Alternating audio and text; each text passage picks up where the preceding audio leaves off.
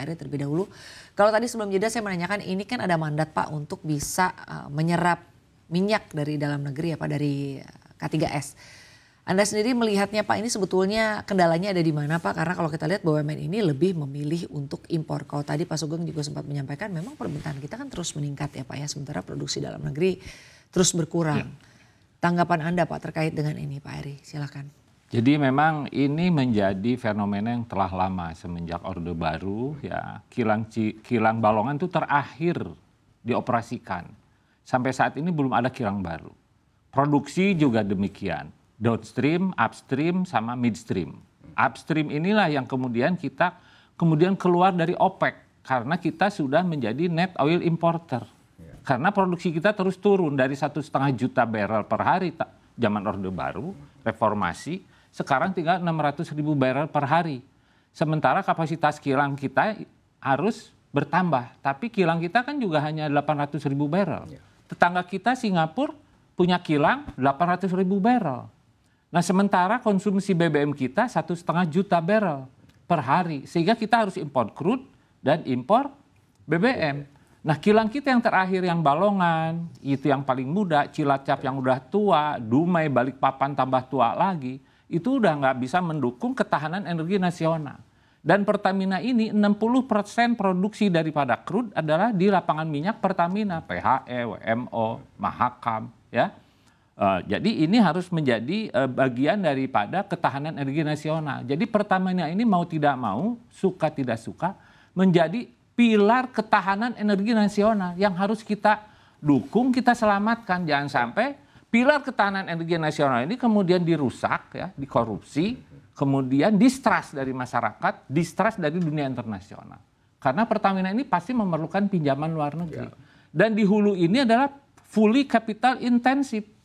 Dan fully technology intensive gitu. Jadi Seven Sister yang itu yang Shell, Eni, ya, Inpex. Nah, kita tahu, coba Mas Sela. Kemarin Pak Bahlil selaku Ketua Harian Dewan Energi Nasional, selaku Menteri Energi, memberikan surat peringatan pertama kepada Inpex. Karena apa? 26 tahun Mas Sela, lapangan gas Maluku Selatan, abadi, itu tidak diapa-apain gitu. Padahal discovery-nya udah 26 tahun yang lalu. Sementara Tangguh sudah jualan, sudah ekspor LNG, beberapa kargo, ribuan kargo. Jadi ini memang ada masalah kepastian hukum ya, semenjak reformasi ini ada tekanan IMF waktu itu ya kan, ada reformasi di bidang regulasi, muncul undang-undang migas. Ya.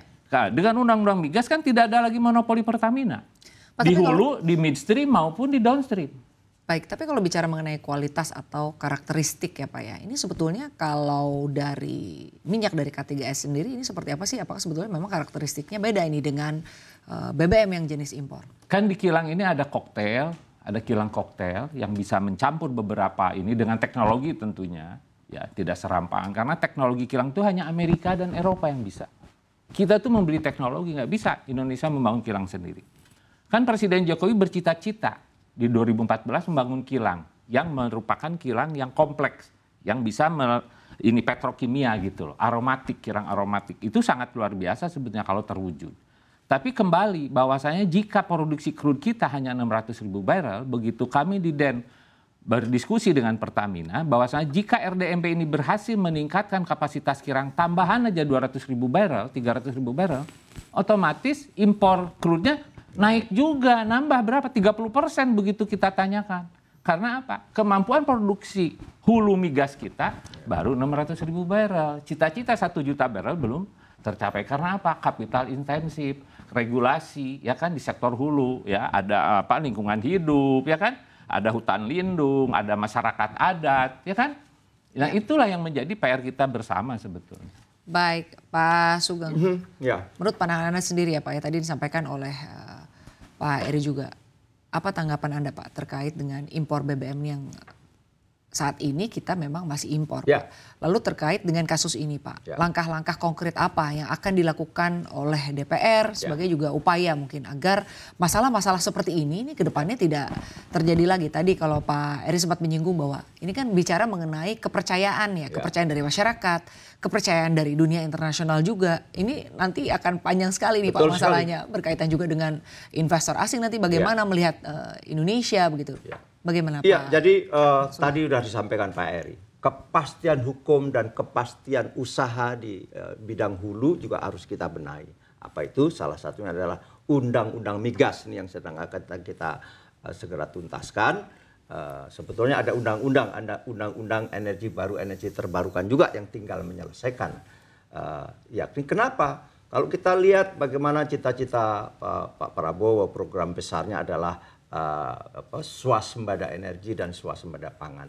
Swasembada itu tidak sekedar ketahanan, itu jauh lebih maju dari sekedar ketahanan. Karena hari ini Indonesia sudah tahan secara energi, karena apa? Tapi bisa ketahanan itu dipenuhi dari impor. Kalau swasembada itu adalah antara apa yang kita konsumsi, apa kita butuhkan itu dan yang kita produksi jauh lebih besar apa yang kita produksi, sehingga kita mampu betul-betul swasembada, mampu memenuhi kebutuhannya secara mandiri. Nah, kalau sekarang kita tahan, ada ketahanan tapi salah satunya ditempuh melalui impor. Nah, yang kita upayakan terus adalah di bidang migas, karena kan energi tidak hanya minyak dan gas, tetapi juga ada listrik dan kelistrikan.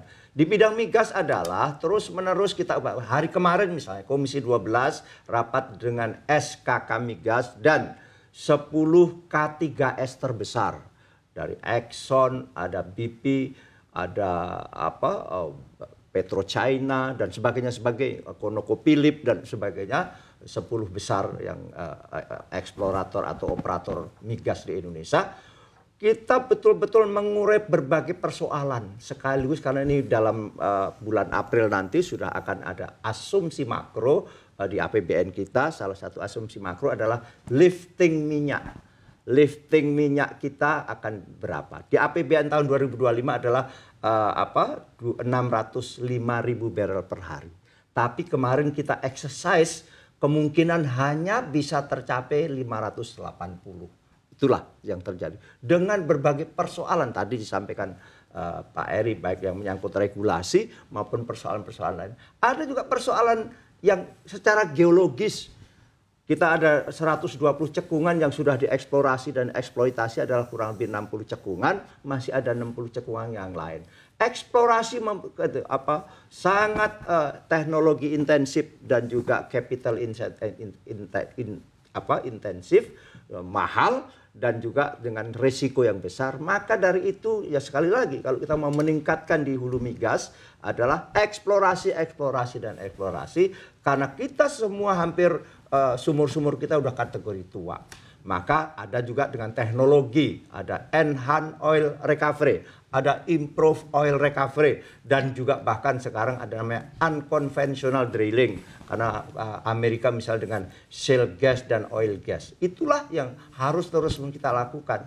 Kenapa? Karena memang ada namanya natural decline, secara alamiah itu terus turun, dan itu terjadi hari-hari ini.